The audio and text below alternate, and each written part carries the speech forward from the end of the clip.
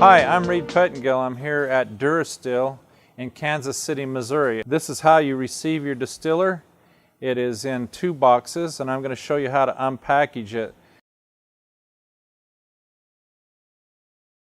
It's in 2 boxes so it doesn't get damaged in any way. I've never seen one damaged yet. So when you order your distiller, it comes to your home. This is how it comes. Now, if you've ordered a 30H or a 30J or a 46C, they're all the same box. They're all the same dimensions, and this is all the only way they're packaged. We'll open the outside box and undo it. You raise it up and get this flap underneath. And you tip it up. When you get it to this position, you just lift the top box off, and you'll see that it's got another box underneath it, just like the top one, except it fits inside of it. You get that off and set that aside. And you'll see on the box arrows that say this side up. Well, that's good and fine while you're shipping it, but while you're undoing it, I always like to flip it so it says this side up is down, and I open the bottom. And I do that because it's so well taped inside there and suspended in that box that it's hard to get out from the top. But it's really easy to get out from the bottom, so I'll show you how you do that. You just do it exactly the same way as we did before. And you flip all the sides back down. You tip it like that.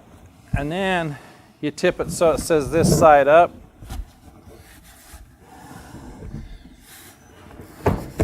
And then you lift your lid off, and there's your distiller and all your parts right there. And that's the easiest way to get it out of the box. I know, I've done hundreds of them. This is the back side of the distiller.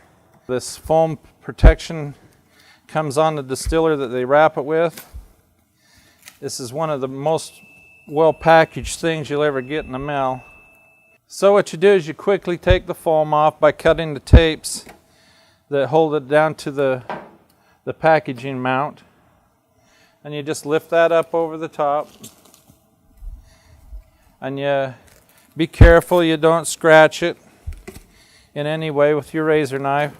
These wing nuts right here, you just undo those and all this foam comes off. If you just slide that like that and pull that out, and the lid's upside down on it, you take the lid out and put it over here, and then all the foam comes out. Now this is very important, this next step. You take this wing nut clear off right here. A lot of people forget about this. There's a piece of cardboard down in there holding the float from bouncing around during shipping. And that holds it. Now there's also a piece of cardboard in there underneath it, and you pull that out, or you may have a little fire when you turn your heating element on, or you'll have your boiling chamber full of wet paper. So you pull these 2 things out of the boiling chamber when you unpackage it. When you open it up and pull that off, you have a sample of Still Clean and your warranty and all your manual right there in a package. And you save that. Do not discard that. You'll be needing that. Now you'll notice on the back of this distiller is a plug, and this is an automatic distiller, so it has a water inlet tube, and that's right there. It's just like in the back of your refrigerator. It's an 1/8 inch OD line, and you plumb that into your water supply after your pre-filter. There's a package of legs that comes with this. There's also a lid knob. We'll open that up. You put your cross brace on top of your lid, and you screw your knob on top of that. Just like that. Very simple. You put your wing nut back on the top. You don't have to have the wing nuts clear off to put the lid on, because the lid goes down and it slides sideways and then back and locks. Give it a slight little turn on the lid So the lid turns just a little bit before you seal it down. Then you tighten it down, and your lid's got a tight seal on it, and it will have for the lifetime of your distiller if you do it that way at first. Now, if you're putting this on a tank, you are, because this one is an automatic. So if it's a 10-gallon tank, you don't put these legs on it. But if it's the 25-gallon tank, you put the legs on it, and they just screw onto these bolts on the bottom of your distiller. You can adjust the level with these legs so that it doesn't wobble. You just screw the leg on the bottom in a counterclockwise motion until it's just barely snug is all it takes. Just lift it up and tilt it back.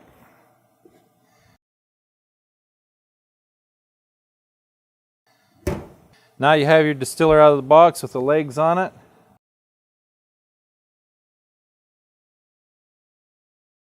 Okay, this kit comes in your distiller. It has 50 feet of plastic line to hook your water up. Has a saddle valve to clamp onto a pipe in your home somewhere.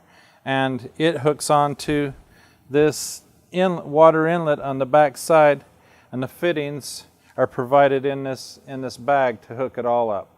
Also in line is this pre-filter. All the fittings are with that. It filters the water before it goes into the boiling chamber. So you put it somewhere in this line, wherever you want it, where it's easy to access. And this pre-filters your water. It takes the chlorine out and other things that a carbon filter can take out. Okay, there's also a post-filter kit, and you open it up and you pull out the post-filter, and this is where the post-filter goes, is in between the distiller and the tank. If there was a tank here, this little bracket sticks on top of the tank, and the post-filter sits in the bracket on top of the tank. This tube goes from the distiller to the filter, and these two elbows hook to the filter, and one goes into the tank and one goes onto the hose, and I'll show you how to put that together. If you take your distiller and gently turn it on its back so it can rest, it'll rest on the cord and the inlet, but this is where you hook your tube up. Now this is where a lot of people get stumped because they don't understand it at first because they've never seen a distiller. But this right here is where the distilled water comes out. So you put your tube hooked to that, and it's kind of a tricky thing to get on there because it fits tight, and you push it over the top of the stainless steel pipe. It takes a little effort to get on there, and you wiggle it around like around in a circle till it goes up on about a half an inch. Half an inch is fine. And then you slide your clamp over the top of your hose, and you tighten that up with a screwdriver right there so it doesn't come off. Okay, you'll notice on your filter there's some arrows that point the direction of the flow of the water. So we want to hook up the distiller to this side because that's the side the inlet is, and you just take a knife and pop the back off, and you pick up the elbow that's got barbs on it on this side. The other one hasn't got any barbs on the bottom of it. That's so it can fit inside the tank. Now these two nylon 90s, one's a hose barb on each end, but you'll notice one of them has the barbs clear out to the end. The other one has the first two hose barbs ground down and off. If you can see that, they're not there. It's important that you get the one that's smooth on the end on the exit side of the filter, because this end goes down in the tank. So just so you don't have to backtrack and undo it again, and this will save you time if you watch this and see how it goes in. But the smooth 90 goes to the outside where the out comes on the filter, the exit side of the filter. The first thing you do is screw the 90 into the filter, get it quite tight, and then you just push the filter onto this plastic line, and these hose barbs will hold this on there. It doesn't need it's no clamp required for that, and I won't push it all the way on because we're just demonstrating here. Then the other one just screws into the filter. You got to take the plug out. And this is how you change your filter. You should change your filter about once every 6 months in normal use. And so you know this is how you do it. And you can always order a new kit for your filter. And that's how it goes. Say this was your distiller tank. This goes on top of your distiller tank, and your filter lays in here like this, and this goes down in the hole in your tank, and that has a peel and stick cover right there, and that sticks to your tank. So get it adjusted where you want it before you stick it down. And then your distiller fits on top of your tank like such. And that's how the filter sets in as you're putting your distiller together. All your automatics are like this, the 30J and the 46C. They have the automatic water fill. They have an automatic shutoff on a tank. We're going to show you that. Hi, this is Reed Pettengill. I'm at the Durastill factory in Kansas City, Missouri today, and I'm going to show you how to unpackage a 4-gallon tank. And I want to show you the quality that they put into Durastill here. Even in their packaging, it's 2 boxes thick to protect it in shipping. Okay, you just open the box up and you get the tape cut on it. And remembering that it is 2 boxes thick,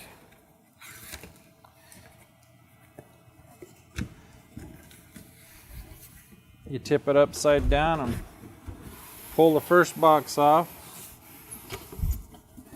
See, how could that get hurt in shipping? It's just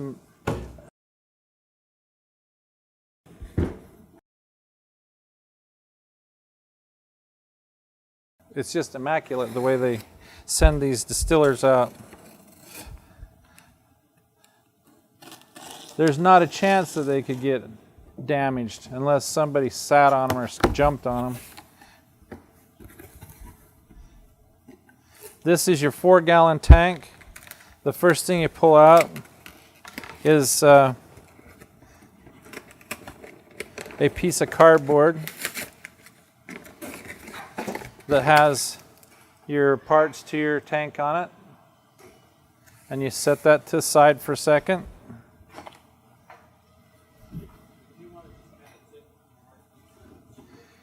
And then you see your tank is wrapped up in foam, 2 boxes, and then it's wrapped in foam. You slide it out, and you don't drop it on the floor.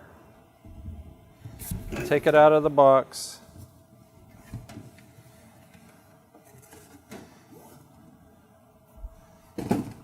On the bottom side of it, you undo the tape.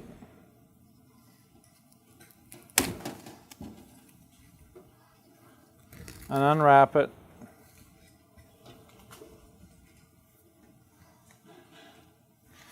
And you'll go, wow, that's beautiful. And you'll see that on the tank there's a cord. A lot of people go, what on earth is that cord for? But if you look at the back side of the distiller, you'll see that cord goes into a box with a receptacle on it. Also, there's a float, and this is a float switch. So when the distiller is full, this float goes up and shuts the distiller off when the tank is full. That mechanism fits in there as a lid, and that groove is where the switch fits. And you make sure it's in the groove, and you can hear it click when you lift it up and down. This cord you undo,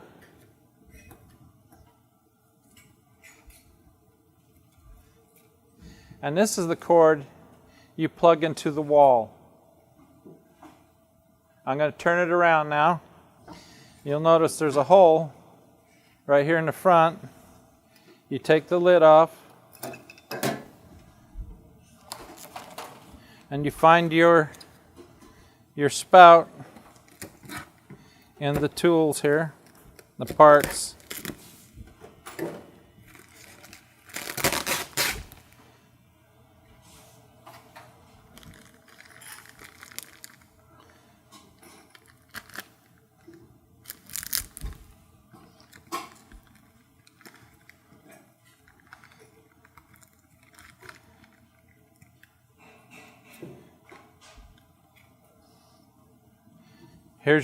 Here's your spout, and it goes in that hole. It has an eyeglass on it. The reason I have you take the top out is because you have to reach down inside the tank like that and screw a nut on the back side of that spout to hold it on. And that's how you get your water out of the 4-gallon tank, by raising that spout. I'm going to put that on there for you to show you how it looks. Okay, I took two things out to hook the spout on: a rubber gasket and a nylon nut. Now the rubber gasket goes on the outside of the faucet. You just push that onto the threaded nipple that goes inside the tank. You push it into the hole right there like that, and you take your nut and you put it down in the tank. Just barely raise this wire up and get your hand in there. If my hand will go in there, anybody's hand will go in there, because I got bigger hands than most people. And you just reach in there and carefully thread that onto that spout, because if you get it cross-threaded, you might be calling for a new one. But just get it on there right the first time. Don't over-tighten it, and get it so it's tight when it comes to the top. You might have to back it off a little bit and get it to where it's very tight. Not so tight that you strip it out. And that's perfect right there. Get your hand back out and put your float switch back in. And there you are. You're ready to put your distiller on top of your tank. Now on top of this tank, we can put a 30J or a 46C. Okay, you'll see there's two holes in your 4-gallon tank. One of the holes is for an older model, and they still make that hole in these tanks so that if you order a 4-gallon tank for an older model that we no longer produce, you can still use this tank on it. They also send this little black plug so you can plug up that hole, because you won't use it in a 30J or a 46C. Either a 30J or 46C can sit on this 4-gallon tank. Now, after you put your plug in that hole, you bring your filter assembly around. Be careful when you're balancing your distiller, you don't tip it over, but gently set it down, and you bring your filter around. Okay, what you do is you put this little rubber washer over that elbow and poke it so it flares down like that. What that does is when you put it in the tank, it makes a nice seal so dust and anything in the air doesn't get into your water. I'm going to show you how that goes all together. Now you can do this filter with the distiller on there, and you don't ever have to raise it up, but just so you can see what's happening, I'm raising it up. What you do is you get your filter like that, And what you do is you put that filter exit into that hole, and that puts filtered water into your 4-gallon tank, and you swing that around, and then you're ready to put your bracket on that holds the filter. You get your filter right where you want it.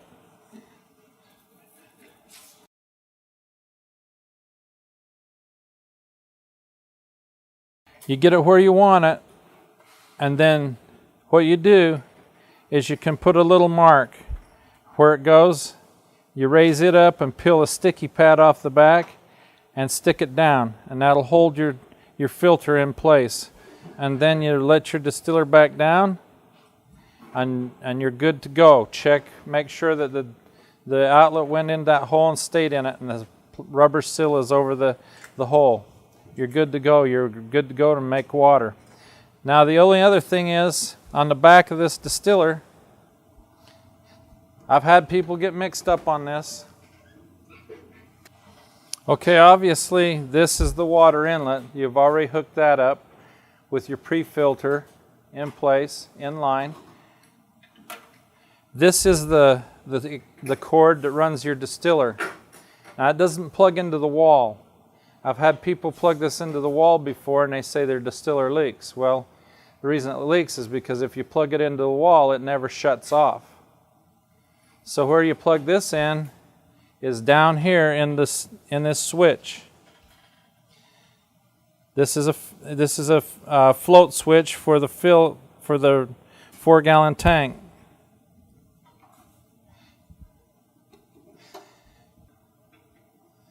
When this float switch comes up, it turns the distiller off. When it goes down, it turns the distiller back on. So obviously, if you don't plug your distiller into your on and off switch, it isn't going to operate correctly. You plug this float switch into the wall.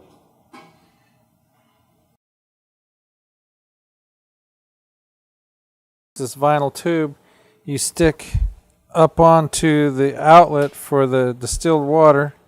That's the end of the coil where the fan is. The fan cools the coil and changes steam back into water. Then you slide your clamp up into place.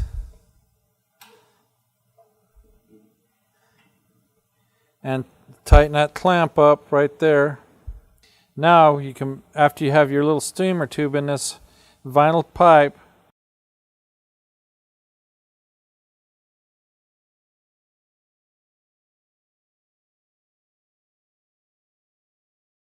vinyl hose, you raise your distiller up and stick it in this hole. Now with your fan switch off, the distiller blows straight steam into the empty tank. With the fan switch on, it makes water. It cools the steam into water. So what we want to do is sterilize this tank, so we will leave the fan switch off, which will cause this tank to heat up the same temperature as boiling water, 212 degrees. Now with the steamer tube in the tank, you want to have it automatically fill. But what you want to do is turn the fan switch off to the off position. And in about 25 minutes, the boiling chamber will be boiling and you'll be pushing steam into this tank. After the tank's brought up to temperature, the thing you do then is you wait 10 minutes and let it cook. After it gets hot, let it stay hot for 10 minutes. That'll kill any bacterium, virus, or parasite that's in that tank. And then you turn on the fan switch, it immediately starts cooling the steam, so everything will start to cool down immediately. You'll start making water. It'll be hot at first, and then it'll cool right down to room temperature. And then you insert the filter. Never put steam through a filter, it ruins it. So after you autoclave your distiller out, you clean your steam clean your tank, your new tank, you put a filter in line.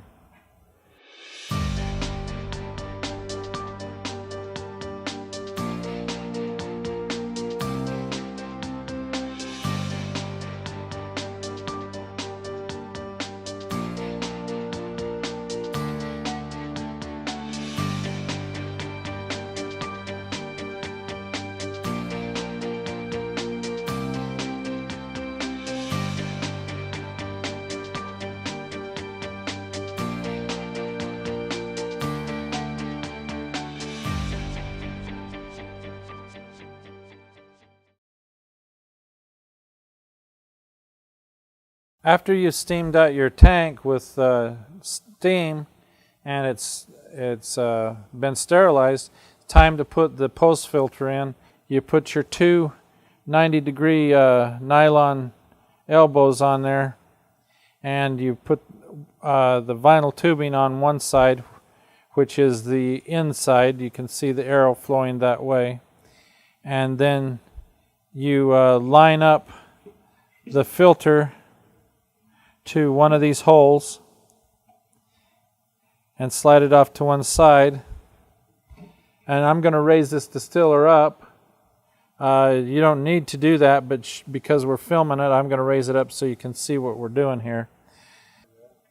Okay, when you get your filter in place, this vinyl tube, you stick up onto the outlet for the distilled water. That's the end of the coil where the fan is. The fan cools the coil and changes steam back into water.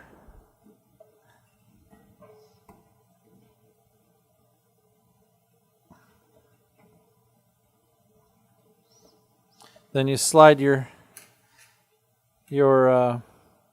clamp up into place.